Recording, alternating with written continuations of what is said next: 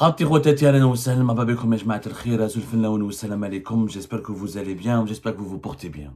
Malheureusement, ces dernières années, comme il n'y a plus de liberté de la presse en Algérie, comme il n'y a plus de journaux indépendants, sérieux, neutres, honnêtes, toutes les informations, notamment les informations relatives aux affaires économiques du pays, aux questions économiques, au secteur économique, aux différents secteurs économiques, sont malheureusement manipulés ou interprétés uniquement sous l'angle de la glorification permanente que réclame le régime Tebboune aux médias algériens. On ne fait que glorifier toutes les décisions qui sont annoncées ou prises par le régime Tebboune. Alors que, quelquefois, pour ne pas dire souvent, pour ne pas dire malheureusement régulièrement et à chaque fois, les mesures économiques du régime Tebboune, elles sont chaotiques, catastrophiques. Alors que l'économie nationale, elle dégringole, alors que la situation financière, elle est de plus en plus déstabilisée, elle est de plus en plus menacée par des crises systémiques engendrées en partie par la mauvaise gouvernance économique du pays. Nous avons malheureusement une presse algérienne qui ment, qui manipule l'opinion publique algérienne et qui essaie à chaque fois de passer sous silence les ratages, les mauvaises décisions et les échecs des dirigeants algériens pour faire croire à la population algérienne, à l'opinion publique nationale, qu'au contraire, les décisions économiques prises par le régime Tebboune sont des décisions de bon sens, intelligentes et favorables pour l'intérêt général, ce qui n'est pas du tout le cas. Comme par exemple cette interdiction de verser des espèces, de déposer des espèces ou de verser de l'argent en liquide dans les comptes bancaires des commerçants algériens. La presse algérienne, dans la majorité de ses contenus, de ses articles, elle fait croire à la population algérienne que c'est une mesure pour lutter contre le marché informel, ou contre l'usage du cash par le secteur informel, ou contre le blanchiment de l'argent dans le secteur informel. Ce qui est complètement faux. La note de la Banque d'Algérie, elle est claire. Elle ne parle pas du marché informel. Elle parle des commerçants algériens qui ont des comptes bancaires. Le commerçant qui a un compte bancaire commercial en Algérie, n'est pas un acteur de l'informel. C'est un opérateur économique du marché formel. Les un compte bancaire commercial dans une banque en Algérie, le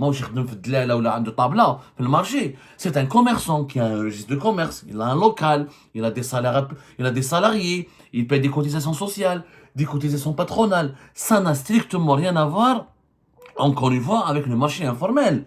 Elle est claire, la note, compte tenu du risque élevé associé au dépôt en espèces, l'alimentation des comptes commerciaux doit s'opérer par les moyens de paiement scripturaux.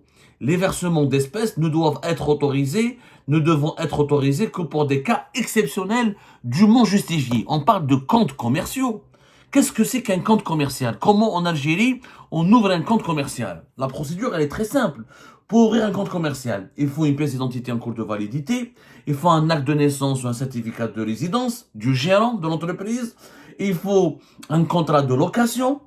Un contrat de location, il faut que l'entreprise prouve qu'elle a un siège, ou un bureau, ou un siège, ou un local, etc. Donc un contrat de location notarié ou acte de propriété du siège social. Il faut l'original du registre de commerce. Il faut un original du registre de commerce. C'est-à-dire qu'il faut un registre de commerce, etc. avec une copie légalisée délivrée par le CNLC. Il faut que le centre de registre de commerce, le Centre national du registre de commerce, vous délivre un document, c'est comme le CABIS ici en France. C'est-à-dire un acte du registre du commerce. C'est-à-dire l'acte qui prouve que cette entreprise a été créée, elle est légale, elle est enregistrée auprès du gouvernement, auprès de l'État, auprès du Centre national du registre de commerce, le fameux CNLC en Algérie. Ensuite, vous avez besoin d'une copie certifiée conforme des statuts de l'entreprise. Il faut une copie des statuts d'entreprise. C'est-à-dire qu'il faut qu'un notaire vous délivre, voilà, les statuts d'entreprise. Qu'est-ce que c'est que cette entreprise? Elle fait quoi? Etc. Qui sont ses actionnaires, ses gérants, ses bénéficiaires, etc. Donc, il faut des papiers énormes. Encore, il faut le bulletin officiel des annonces légales. C'est-à-dire qu'il faut un bulletin officiel qui n'est pas... Comme en France, en Algérie, il y a le BOAL. Le BOAL, c'est le bulletin des annonces légales. C'est une publication d'ailleurs du registre de commerce, c'est le bulletin officiel des annonces légales qui existe depuis 1965. En Algérie, il y a des lois. Et il faut que votre entreprise qui a été créée, il faut qu'elle apparaisse, qu'elle soit annoncée, que sa création, son adresse, ses activités soient décrites ou annoncées dans le bulletin officiel des annonces légales. Ensuite, il faut pour certains métiers une carte professionnelle ou un agrément. Si vous êtes pharmacien ou avocat ou médecin ou une clinique privée, etc., il y a des métiers qui sont réglementés, donc il vous faut un agrément, on a une carte professionnelle. Ensuite, il faut remplir un formulaire pour l'ouverture de compte, il faut des signatures, etc. Pour les activités comme l'import-export, il faut des agréments spécifiques. Donc c'est tout ça il faut accomplir toutes ces démarches pour avoir un compte commercial. Donc cette note de la Banque d'Algérie qui interdit les dépôts d'espèces ou qui limite drastiquement, elle n'interdit pas, elle n'interdit pas catégoriquement. Elle demande que les versements, les paiements en espèces ou les versements en espèces, les versements en liquide doivent être tolérés à titre exceptionnel. Ça veut dire que les commerçants alimentent leur compte bancaire avec des virements ou avec des chèques. Mais les commerçants ne sont pas des acteurs de l'informel.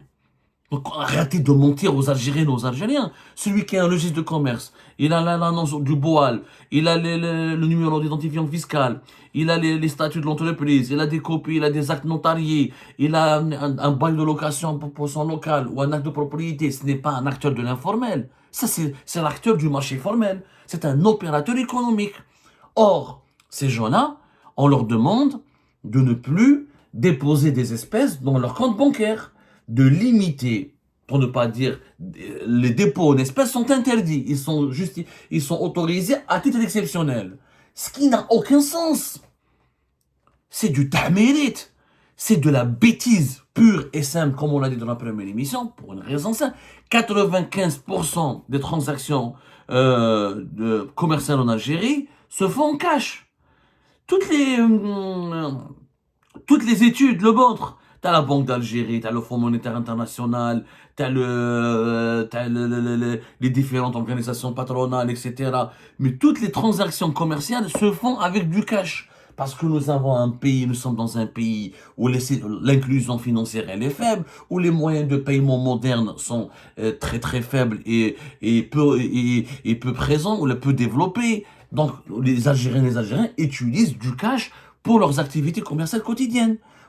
Les Algériens, donnez-moi le nombre des Algériens et des Algériens qui utilisent une carte bancaire pour faire des courses au niveau de la supérette. Quel est l'Algérien qui va acheter des vêtements, des affaires scolaires, ou là à la boucherie, ou là à la boulangerie, on paye, nous à la boucherie, à la boulangerie, on paye avec une carte bancaire. Donc, ce sont des millions de commerçants qui vont être impactés et qui ne pourront plus utiliser leur compte bancaire comme il le faut et qui ne pourront plus déposer leur argent liquide de façon normale d'ailleurs ça a commencé, la note de la Banque d'Algérie elle date du 22 décembre, depuis pratiquement une semaine maintenant, les commerçants algériens quand ils se rendent au niveau de leurs agences bancaires, on refuse de prendre leur cash. Ça n'a pas de sens. On refuse de prendre leur cash, alors que l'économie algérienne, elle est dépendante du cash. Je vais vous donner des chiffres. Je l'ai dit tout à l'heure.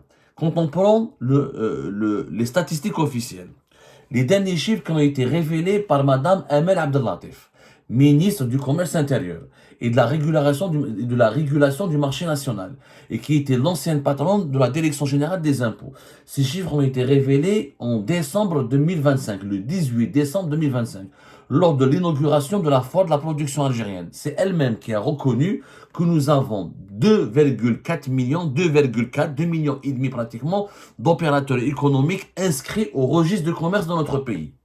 Ça, c'est le nombre des opérateurs économiques. Nous avons plus exactement 2 millions et 419 000 opérateurs économiques inscrits au 10 décembre 2025 dans le registre de commerce, dans la base de données du registre de commerce. Ça veut dire dans le Centre national de registre de commerce, nous avons 2 419 000 opérateurs économiques.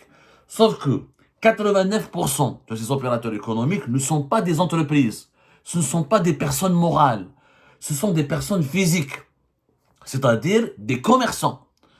Les entreprises en Algérie, leur nombre est de 274 356. Ce qui est un chiffre très faible pour un pays de presque 50 millions d'habitants, pour un pays de la taille de l'Algérie, pour un pays de l'importance de l'Algérie, 274 356 personnes morales, donc entreprises, Sarl, Earl, etc. C'est très peu. Nous avons 2 145 557 personnes physiques. Donc 89% des opérateurs économiques en Algérie, ce ne sont pas des entreprises et des personnes physiques. Les personnes physiques, c'est quoi? 42% des opérateurs économiques sont dans le commerce du détail. Nous avons 1 million, presque 1 million 100 000 commerçants en Algérie. 1 million 100 000. 1 million 100 000, hein, tout un commerce de détail. Les supérettes, les vêtements, vente des vêtements, l'électroménager, les alimentations générales, les vendeurs de légumes et de fruits. Et ça, c'est du marché formel. Ça, c'est pas de marché informel. Ce sont ces commerçants qui ont des comptes commerciaux dans les banques. Ils ont des comptes bancaires pour payer les impôts, pour payer leurs charges, pour payer leurs salariés, pour encaisser leur argent. Vous avez 975 364 opérateurs qui sont dans le secteur des services. Le service, c'est quoi? C'est la restauration, l'hôtellerie, les cybercafés, les cybercafés, ça n'existe plus comme avant. Tout ce qui est prestations, tout ce qui est prestations de services, les comptables, les médecins, les notaires, les avocats. Ça, c'est des services. Eux aussi, ils ont un compte commercial. Eux aussi, ils ont un compte commercial. Ils sont inscrits au registre de commerce. Ils doivent payer des impôts, ils doivent payer des charges, ils ont des bénéfices. Eux aussi sont concernés par cette interdiction de déposer des espèces. Qui paye l'avocat en Algérie avec une carte bancaire, ou avec virement? Et attendez, dans les procédures des divorces, il y a plus de 60 000 divorces par an en Algérie, à peu près. Qui paye? Son avocat en Algérie avec une carte bancaire ou là avec un chèque ou là avec je sais pas quoi, ou là avec paiement en ligne. Ça n'existe pas. Encore, les divorces en Algérie, 91 000, plus, là, on est à 91 000. Donc les avocats, on leur dit, comme les autres commerçants, vous imaginez l'impact. Donc les avocats qui vont toucher, qui sont payés en espèces, pour gérer et superviser les procédures de divorce de leurs clientes et de leurs clients, quand ils vont aller vers la banque pour déposer les espèces, la banque va leur dire non, vous devez les justifier. Comment je peux justifier? Comment je vais justifier? Je dois faire attestation sur l'honneur que le client m'a payé en espèces. Je dois lui ramener les documents que j'ai déposés au tribunal, que je suis avocat. Je dois ramener quoi? Comment l'avocat peut justifier le versement en espèces de ses clients, le paiement en espèces de ses clients, Ça n'a pas de sens. Mais si tout le monde se met à justifier, on va avoir des files d'attente de plusieurs millions de personnes. Là, quand on prend les statistiques officielles, entre les commerçants 1 100 000 et les opérateurs dans les services, les restaurateurs, les pizzerias, les hôteliers, etc., 975 000, nous avons 2 millions de personnes qui sont dans le commerce de services ou de détail et qui travaillent uniquement par cash. C'est du cash. Je connais l'hôtel en Algérie par carte bancaire, par virement. Je connais le restaurant en Algérie quand on va aller manger dans un restaurant. On paye avec une carte bancaire. Donnez-moi le nombre d'Algériennes et d'Algériens qui payent leur repas dans un restaurant ou leur café dans les cafétérias. Les cafétérias sont tous en espèces. Comment ils vont justifier? Chaque jour, le propriétaire, le gérant d'un cafétéria, le lendemain, il veut déposer des espèces dans son compte bancaire. On lui demande des justificatifs. Comment il va les justifier? Il a le registre de commerce. Il a le numéro d'identifiant fiscal.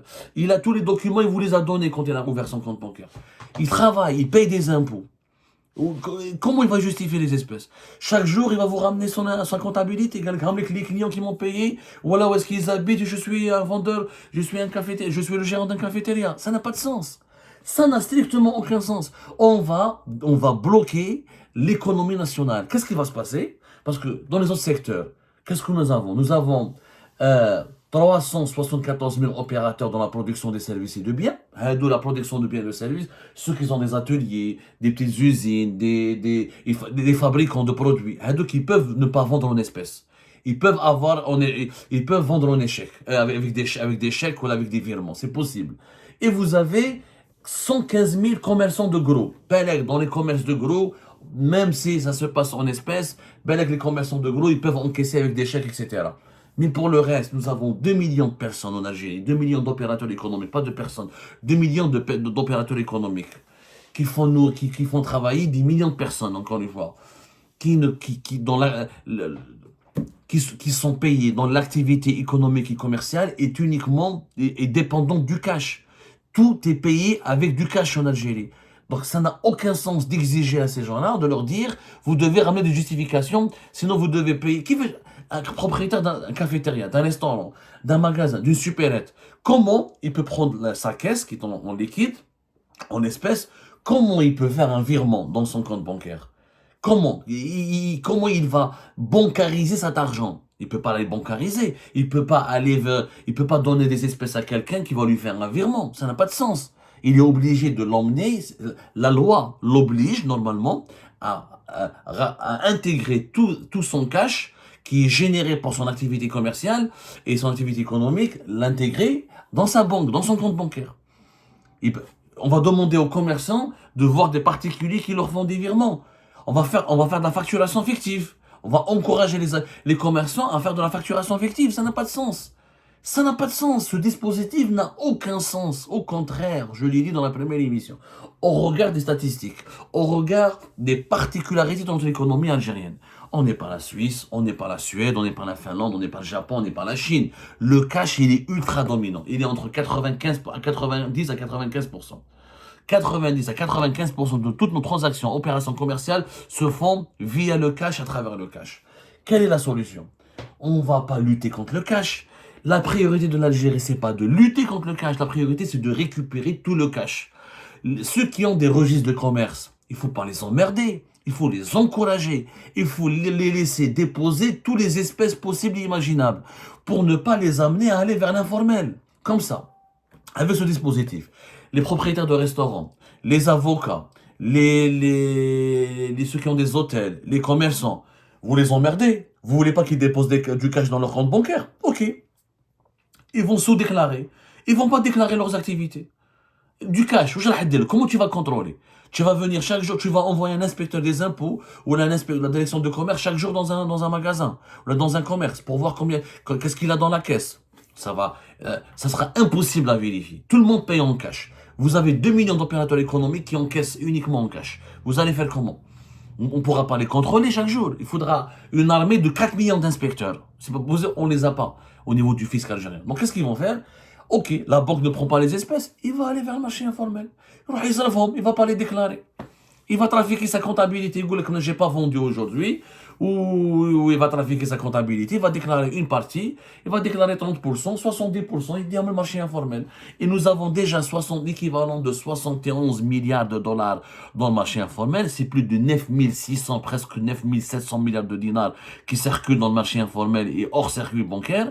Et avec cette réglementation totalement conne et idiote, nous allons pousser plus de 2 millions d'opérateurs économiques à traiter ou à transiter par le marché informel pour utiliser le cash et les espèces. Et nous allons avoir un marché informel qui va prospérer. Les conséquences seront désastreuses. Vous allez me dire, mais Abdou, cet argent qui est dans le marché informel, il ne pourra pas être utilisé pour acheter des logements, pour acheter... Très simple, ils n'achèteront pas de logements, c'est le secteur immobilier qui va en souffrir. Qu'est-ce qu'on va faire de ce cash? On va acheter les devises. La demande sur l'euro va augmenter à cause de cette loi. Quand j'ai des espèces en dinars et je ne peux pas les mettre dans mon compte bancaire et je ne peux pas les utiliser pour mon entreprise ou pour faire une activité économique réglementaire et légale et transparente, mes espèces, je dois les utiliser. Je ne peux pas brûler, personne ne va brûler de l'argent. Donc qu'est-ce que je vais faire? Je vais acheter de l'euro. Vous allez voir, la demande sur l'euro et sur les devises va encore augmenter. Et à cause de cette directive de la Banque d'Algérie, les détenteurs d'espèces et de liquides, notamment les commerçants, qui ne peuvent pas les déposer dans leur compte bancaire, ils vont aller acheter des devises pour constituer un épargne en devises. Et vous allez voir une demande sur les devises qui va augmenter et le taux de change va encore une fois être perturbé. Vous allez avoir, ça va dépasser 1,300 €. Favoriser le marché informel, perturber encore davantage le taux de change du dinar par rapport aux devises, ça fera que le bonheur, cette décision de la Banque d'Algérie. Elle fera le malheur des commerçants. des pauvres commerçants et des pauvres opérateurs économiques qui sont réglo, qui sont honnêtes, qui payent leurs impôts, qui ont un registre de commerce, qui travaillent dans la légalité, et ça fera le bonheur des acteurs de l'informel. Les gens qui sont dans l'informel, ils disent, ah, je vais faire quoi? Personne ne fera confiance aux banques. Une banque qui rejette l'argent de ses clients, qui ne veut pas de ses clients. C'est unicommande. C'est unicommande. Cela va pousser les clients à ne pas aller vers le système bancaire. Ça va perturber encore davantage l'inclusion financière. On va empêcher les Algériens et les Algériens à se bancariser. Donc on va les encourager à rester dans le cash et à rester dans l'informel. C'est une bêtise incommensurable. Incommensurable. Qui aura des conséquences sur le taux de change, sur les marchés de devises. Après, il y aura trop de cash en circulation. Quand il y aura trop de cash en circulation, il faudra l'utiliser. Donc les Algériens et les Algériens vont essayer de les dépenser. Donc on va renforcer la consommation. Et donc, on va provoquer l'inflation, puisqu'il y aura une demande de consommateurs plus élevée que l'offre. Donc, on aura une demande sur les produits de large consommation plus importante, notamment dans le marché informel. Ce qui signifie que l'inflation va augmenter. Ce qui signifie qu'on va provoquer mécaniquement une hausse des prix. Donc, on va créer de l'inflation, on va bouleverser le pouvoir d'achat, on va bouleverser le marché parallèle des devises, on va provoquer une nouvelle dégringolade du dinar et on va provoquer des pertes pour les banques. Les banques algériennes en refusant l'argent. Elles vont encaisser des pertes. Leur activité, leur chiffre d'affaires va être impacté, leur revenu va être impacté et les banques auront de moins en moins d'argent à mobiliser pour financer des prêts, pour financer des crédits à l'investissement, pour financer leurs activités, leurs investissements, ce qui va impacter à la fin la croissance économique du pays. Encore une fois, c'est une décision qui n'a aucun sens. L'Algérie, dans la configuration actuelle, elle a besoin, au contraire, de récupérer tout le cash possible, imaginable. Au contraire, il faut inciter tout le monde, il faut bancariser. Tant que nous avons un taux de bancarisation de 44%, on ne va jamais se développer. Il faut porter ce taux à plus de 70%. Le jour où on aura plus de 62% des Algériens et des Algériens qui ont un compte bancaire, ce jour-là, on pourra parler de la fin du cash, les restrictions de l'utilisation du cash ou de la lutte contre le cash. Mais là, pour le moment, à 44%. Il faut au contraire, nous avons besoin de bancariser des millions d'Algériens et d'Algériens pour les convaincre, pour les pousser à utiliser l'argent dans leur compte bancaire à travers le secteur formel. Je ne sais pas si les dirigeants algériens arrivent à nous comprendre. J'ai l'impression qu'on parle à des personnes ou à des gens qui ont perdu, encore une fois, tout sens de la réalité. Tout sens de la réalité et surtout tout sens de la responsabilité.